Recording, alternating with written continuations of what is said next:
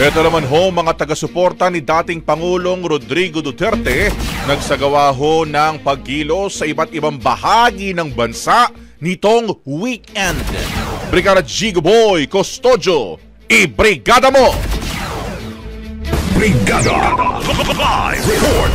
Ilang araw matapos arestuhin at dalhin sa The Netherlands si dating Pangulong Rodrigo Duterte, nagsagawa ng mga pagkilos ang kanyang mga taga-suporta sa iba't ibang bahagi ng bansa nitong weekend.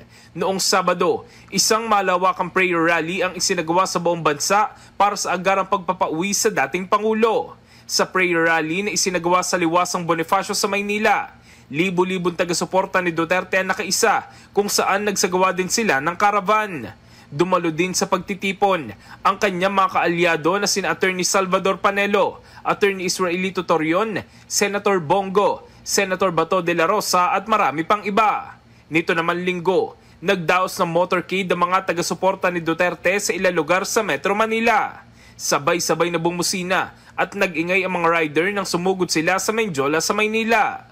Bukod sa Metro Manila, nagsagawa naman kahapon ang Solidarity Walk sa Davao City na pinangunahan ni Davao City Mayor Baste Duterte.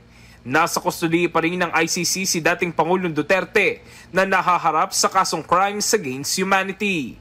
In the heart of changing lives, ito si Brigada Jigo Custodio ng 105.1 Brigada News of Manila, The Music News Authority. Brigada Balita. Ang bahaging ito ay hatid sa atin ng Power Cells Herbal Capsule. Tuldukan ang sakit dahil ikaw ang sandigan.